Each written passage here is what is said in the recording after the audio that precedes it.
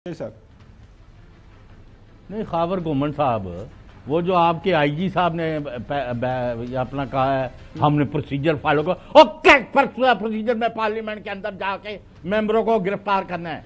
कौन बंदे ने इजाजत दी है? किस अदारे ने और किस किताब में लिखा हुआ है कि you can go and test pass the sanctity of supreme institution of law making in Pakistan? Of course आप इतला दे दी, आपने इजाजत ले ली, लेकिन वहां से उनको घसीट के मेंबरों को लेके जाने की आपके किसने इजाजत दी है? यानी अगर स्पीकर जो है प्रेशर में आया हुआ है तो इस वजह से है। अच्छा एक मिनट वो कैबिनेट गेट को कह रही है पुलिस। चोई साहब आपको थोड़ी सी वजाहत कर दूं, पुलिस कहती है कि हमने कैबिनेट गेट से गिरफ्तार किया, हम पार्लियामेंट के अंदर तो गए ही नहीं है। अच्छा सुने नकवी साहब, आपको अभी साहबजादा हमजा का बयान आया है अच्छा कि हम इसलिए बात किए कि हम तीसरे पर थे। अच्छा नकवी साहब, आपको कुछ समझ आ रही है कि ये जो स्पीकर साहब, अभी अजहर फारूक साहब ने बताया कि स्पीकर साहब कहते हैं मैं बड़ा प्रेशर में हूं, मैं सोच रहा हूं कि मैं इस्तीफा दे दूं। ये स्पीकर साहब का प्रेशर में आना, मतलब अगर आईजी पुलिस कह रहा है कि मैंने रूल्स फॉलो किए हैं, अंदर से नहीं बाहर से उनको गिरफ्तार किया है, तो फिर उसके ऊपर खड़े हो जाएं। अगर वो बात सही है तो फिर अपने लोगों को क्यों सस्पेंड कर रहे हैं? अगर सस्पेंड कर रहे हैं अपने लोगों को, फिर जो आईजी पुलिस जो है वो झूठ बोल रहा है। मतलब कोई ना कोई तो यहाँ पे गलत बयानी कर रहा है ना। तो स्पीकर क्यों इस हवाले से, मतलब वो ये एक गुमगू की कैफियत का शिकार है? देखिए, पहली चीज तो ये है कि ये जो कुछ हो रहा है आजकल पार्लियामेंट के हवाले से, ये पार्लियामेंट का कारमा है। एक जमात थी, एक ग्रुप था जो कहता था पार्लियामेंट के बारे में कि ये पार्लियामेंट जाली है, इस पार्लियामेंट को हम नहीं मानते, इस पार्लियामेंट पे लानत हो। इस पार्लियामेंट के फ्लोर पे बैठ के सिगरेट नोशी करते थे, इस पार्लियामेंट के फ्लोर पे खड़े होके ऐसी ऐसी गालियां निकालते थे जो एक आम हालत में आदमी नहीं दे सकता।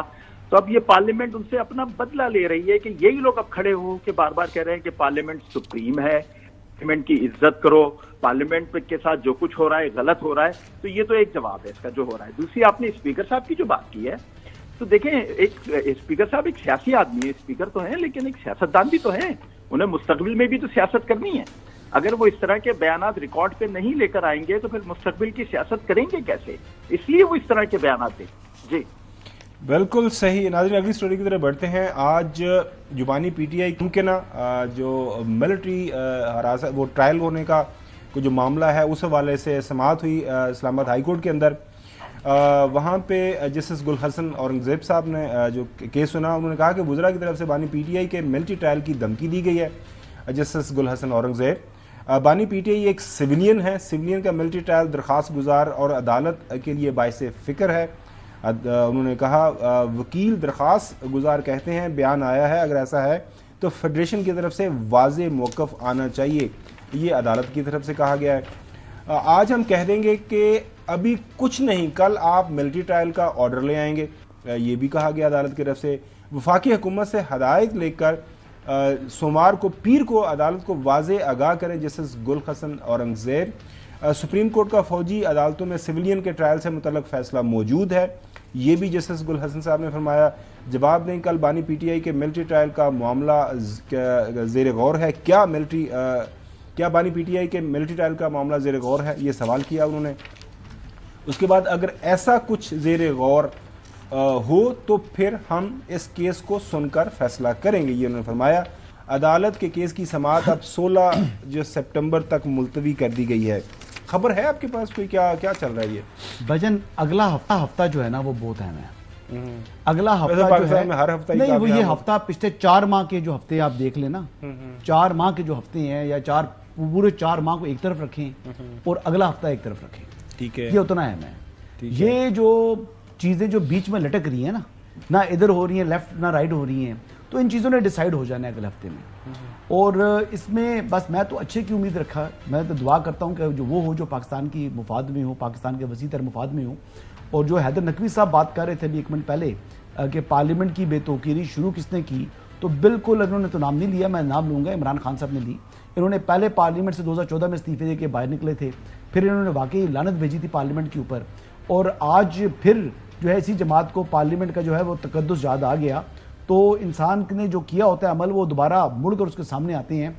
आई विश, और मेरी दुआ है कि अल्लाह करे कि ये पार्लियामेंट की जो तौकीर है ये इसको आप समझी रखें, ये ना कहें कल कुछ से बाद फिर इस पार्लियामेंट के ऊपर लानत भेज रहे हो, तो ये तरीका मुनासिब नहीं है। पार्लियामेंट सुप्रीम अदारा है, पार्लियामेंट का तकद्दुस जो है उसका ख्याल तमाम अरकान को करना चाहिए, तमाम पॉलिटिशियन। अच्छा, नकवी साहब आपके पास क्या इत्तलात हैं, क्योंकि पाकिस्तान के अंदर बड़े केसेस हुए हैं, अगरतला केस हुआ है, हैदराबाद साजिश केस हुआ है, उसके बाद नवाज शरीफ साहब का ट्रायल हुआ जो मुशर्रफ ने किया, बड़े बड़े केसेस हुए, सारे सिविलियन जो है ट्रायल सिविलियन कोर्ट्स नहीं किए।